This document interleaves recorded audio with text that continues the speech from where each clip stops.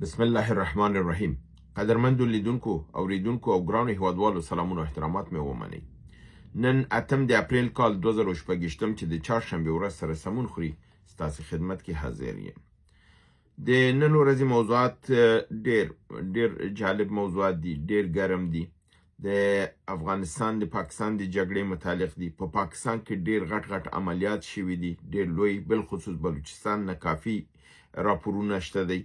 همدارنګه په نړیوالو موضوعاتو کې د امریکا د نن شپې ممکنه حمله پر ایران باندې او د مذاکراتو بهیر باندې خبرې. همدارنګه د مختلفو ملکونو مختلف دریځونه. مالیزیا خپل هوایي قواو لیږل ایران ته کړی دی. ترکیه، مصر، پاکستان دا اراده کړې ده چې که چیرته مذاکرات ناکامیږي دوی به قوا جوړوي په ایران ته ویلیږي. همدارنګه د امریکا او د اسرائیل په کشتیګانو باندې برید. همدارنګه د پاکستان او د امریکا مشترکه استخباراتي اډه په امارات متحده کې د برید لاندې راغلې ده. د امریکا د لپاره د مذاکراتو ممکنه شرایطو لپاره ایران خپل لس فقره‌ای لیست سپارلی دی او په آخر کې په خیبر پښتونخوا کې جهادي راپورونه د ټول ستاسو حضور ته وړاندې کوم. هیله ده چې دا خبرونه ډیر جالب دي، دا تر اخره را سره وګورئ او دینه خوند واخلئ. لومړی خبر دا دی چې ډونالد ټرمپ ویلي دی چې که چیرته ایران مذاکراتو ته تن کې نږدي نو د نن شپه یعنې تیره شپه چې دغه د چهارشنبې شپه وه، وایي چې دا به د ایران د ژوند آخري شپه وي او ایران به د نړۍ د نقشې د مخې نه ورک کړي. دا ښکاره به د مفهوم لري چې دی به اراده د دې لري چې اتم بم باید استعمال کړي، ځکه غیر د اتم بم نه خو بل شی ایران نشي ورکولی. 12,000 حملې وکړلې، ایران لګیا دی مقاومت کوي او بل داسې کوم اسلحه نه ده پاتې چې امریکا نه استعمال کړي.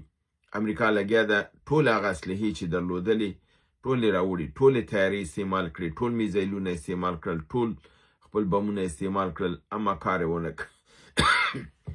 نو د دې اساس باندې ښکاري چې د اراده د اتومي سلاح لري. آیا د اتومي سلاح به ایران له منځه یوسي؟ آیا ایران به همداسې کینی؟ آیا نړۍ به بیرته د ده ځواب ورنکړي؟ ښکاره خبره ده چې ما تاسو ته پرون شپه او وړمه ورځې د برنامو کې دا خبر درکړی دی چې ایران اوس هغه میزایلونه چې قاره دي، یعنی نړۍ بل خواته تللی شي، امریکا ته رسیدلی شي، هغه ترلاسه کړي دي او هغه اتومي راکټونه دي د چین، د کوریای شمالي نه او همدارنګې د روسیې نه، چې دواړه ډېرې قوي اسلحې دي. نو آیا ایران به هغه نه استعمالوي؟ ایران به خپل دفاع نه کوي؟ زه فکر کوم چې شاید خبره هغه مرحلې ته لاړ نشي، ځکه چې د چې ویل چې زه په یو شپه کې ایران له منځه وړلی شم. دی د افغانستان په هکله ویلي که زه وغواړم افغانستان د هستۍ د مخې نه ورکولی شم. دا خبرې د اول ځلې نه دی، دا بار کړي دي. د دې په مقابل کې چون مصر، پاکستان، ترکیه، سعودي او دا ملکونه لګیا دي د مذاکراتو لپاره د ایران سره هم خبرو کې دي، روسیه هم په دې کې لګیا د خبرو کې ده او امریکې سره هم خبرې کوي او کوشش دا روان دی چې یو مذاکرات ته لاره جوړه شي، یو د بل شرایط ومني او د جنگ نه مخنیوی وشي. چونکې مذاکراتو کې ډیر امید نشته دی، ځکه چې ایران خپل په موقف کلک ولاړ دی.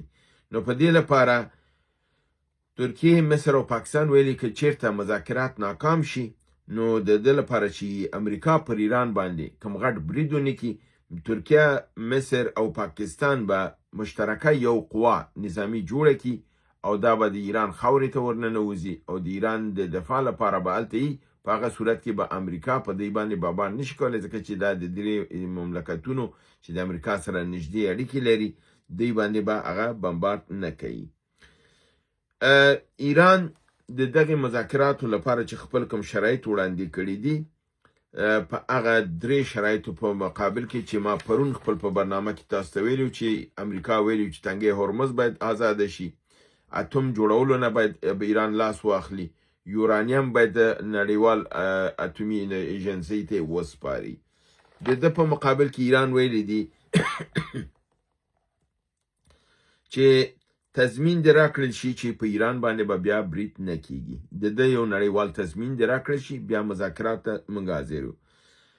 د اسرائیل د خپل حملې پر لبنان باندې په حزب الله او په فلسطین کې په غزه باندې دې بندې کړي، همدارنګې په حوثیانو باندې دا حملې دې بندې کړي.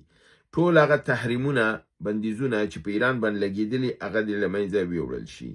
ایران ته یو نوی نړیوال پروتوکول جوړ شي چې د هغې تر لاندې ایران ته دا اجازه ورکړل شي چې دا د تنګي هرمز کنټرول هم لاس کې وساتي، او بل دا دی چې هره کشتۍ تیریږي د هغه نه فی کشتۍ $2 میلیونه ترلاسه کړي، تر څو وشي کولی چې ایران چې څنګه وران شوی دی هغه بیرته آباد کړي. همدارنګې امریکا چې چون دا جنګ تحمیلي کړی دی، د دې لپاره د غراماتو یعنی جنگي تاوان پیسې دې ورکړي. بل دا دی چې د ایران د یورانیم او غنا د حق دی په رسمیت وپیژندل شي، او همدارنګې د نړیوال IAEA یعنی د نړیوالې اټومي ایجنسۍ ادارې تر چوکاټ لاندې دي. ټول امور په نړیوالو قوانینو لاندې دغه کنټرول کړلی شي، یعنی دی دغه نه خپه ایسته ده.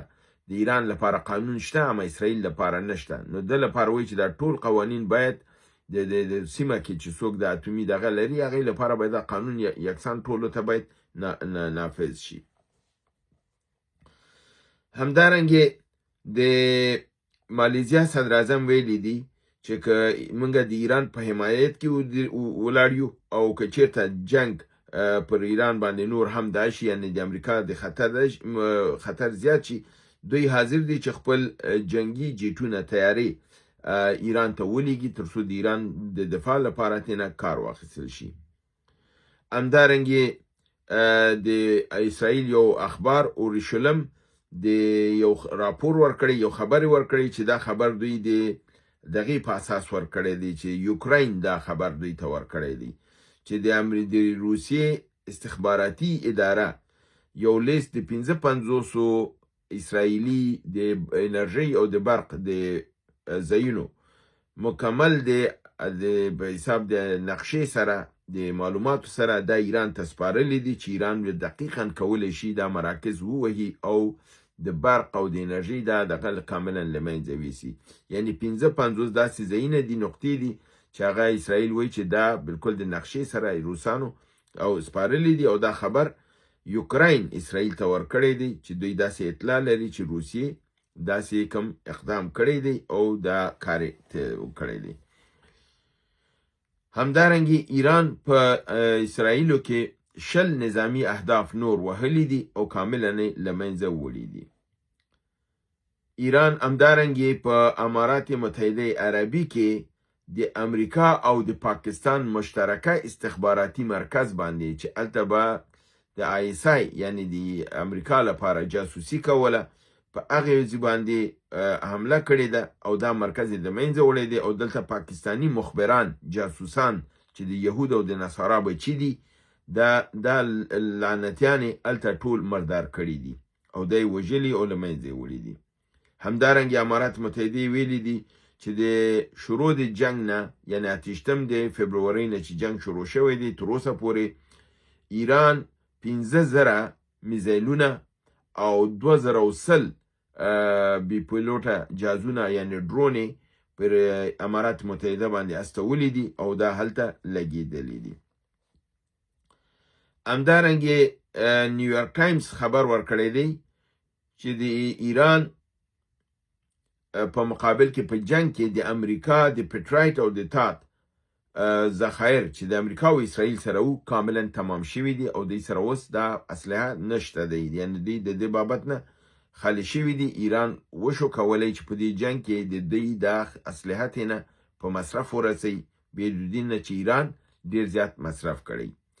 همدارنګې عبدالقادر کربلایی د معاون د نظامی یو اسلامي ډلې په عراق کې ویلي دي چې پس له دې نه د امریکا هیڅ اډه په سیمه کې محفوظه به نه وي. د امریکا ټولې اډې مشروع هدف دی او هغې باندې به حملې کیږي او موږ به د ایران په ګټه باندې د ده په طرف باندې ودرېږو.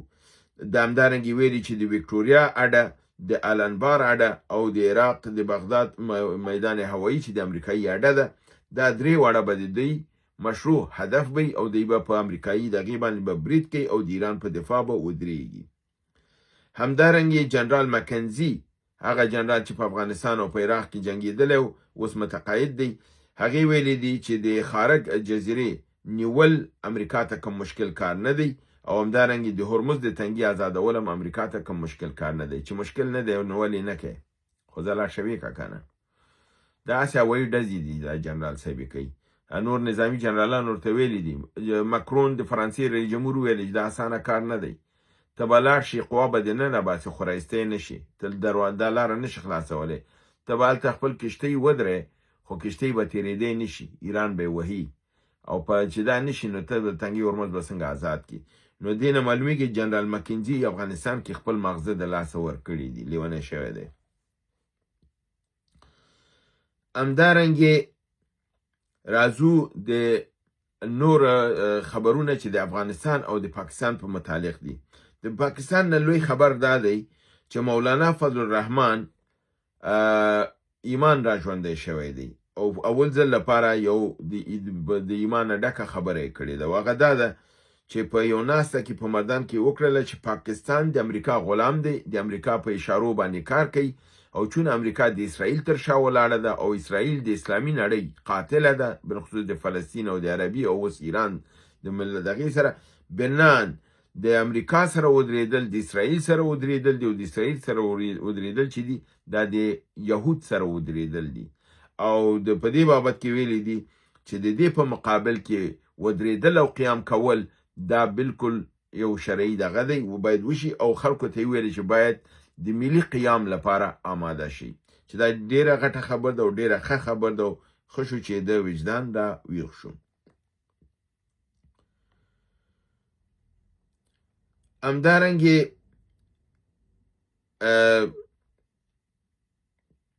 د پاکستان او د افغانستان په مرز کې جګړه ډېر شدت پیدا کړی دی. د پاکستان او د افغانستان اردو ترمنځ شدیده جګړه شوې ده او دا جګړه په خوست په ساحه کې وه، همدارنګې د کونړ او په دې سیمو کې وه او ډېر زیات پاکستاني پوځیان وژل شوي دي، 2 پوستې پکې کاملا نیول شوي دي او اور ورته اچول شوی دی او له منځه وړل شوي دي. او همدارنګې د افغانستان ډرون تیارې بدري 313 په ډېر یعنی هغه مستۍ سره د پاکستان په فضا باندې زی او خپل اهداف وهي او خپل ټارګټونه بدون د کوم مشکل نه وهي، چې دا یو ډېره لویه د خوشحالۍ او کامیابۍ ځای دی. همدارنګې